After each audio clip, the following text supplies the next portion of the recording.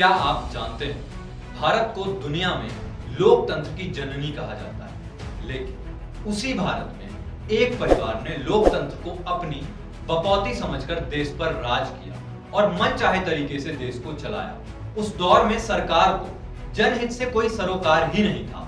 नीतियों में जनता की भलाई के बजाय एक खास परिवार के हितों का ज्यादा ध्यान रखा जाता था। लेकिन 2014 के बाद जब वक्त और नियति ने करवट ली, तो एक ऐसे युग का आरंभ हुआ जिसकी बुनियाद ही भारत को समृद्ध और विकसित बनाने के संकल्प के साथ साकार हुई। देश की गद्दी पर जब एक गरीब चाय वाले का बेटा बैठा, तो उसने जात पात और धर्म संप्रदाय की राजनीति देश से उखाड़ कर फेंकी और उसका नतीजा ये हुआ कि भारत में जो दशकों तक अकल्पनीय था, वो आज जमीन पर साकार होने लगा और गरीबों की जिंदगी में बदलाव आने लगा।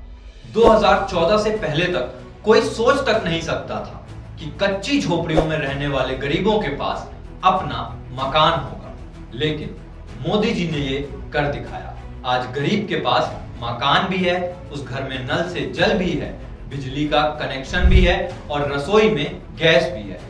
कांग्रेस के लिए गरीब सिर्फ एक वोट बैंक था, लेकिन मोदी जी ने उन्हें अपना परिवार मानकर उनकी सेवा की और उनकी जिंदगी में जमीन आसमान का फर्क ला दिया। आज देश में हर गरीब मान सम्मान की जिंदगी जी रहा है। देश का वीआईपी कल्चर दुनिया में लोकतंत्र पर किसी दाग से कम नहीं, लेकिन मोदी जी ने इस पर करारा प्रहार किया। जनता और नेता के बीच की खाई को खत्म कर दिया, सरकार को जनता के द्वार तक पहुंचाया और खुद को देश का प्रधान सेवक बताकर देश को यह संदेश दिया कि जनता ही सर्वोच्च है।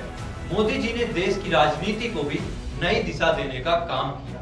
कांग्रेस की सरकारों में नेता और मंत्री चंद परिवारों के राज दुलारे ही बनते थे, लेकिन मोदी जी ने अपनी ही तरह सामान्य घरों से आने वाले चेहरों और काबिलियत को प्राथमिकता दी और राष्ट्र सेवा के मिशन में अपनी टीम का हिस्सा बनाया। जैसे विदेश मंत्री एस जयशंकर जी, बतौर फॉरेन डिप्लोमेट उनकी काबिलियत को देखकर मोदी जी ने उन्हें विदेश मंत्री बनाया और विश्व में भारत का दबदबा बढ़ाने में उनका अहम रोल है। नेहरू गांधी परिवार की सरकारों में देश को अपनी जागीर समझकर फैसले लिए जाते थे और इसका नतीजा ये हुआ कि देश के कई बड़े हिस्से हमने खो दिए। लेकिन मोदी जी के आने के बाद इंच भर जमीन भी देश ने नहीं गंवाई।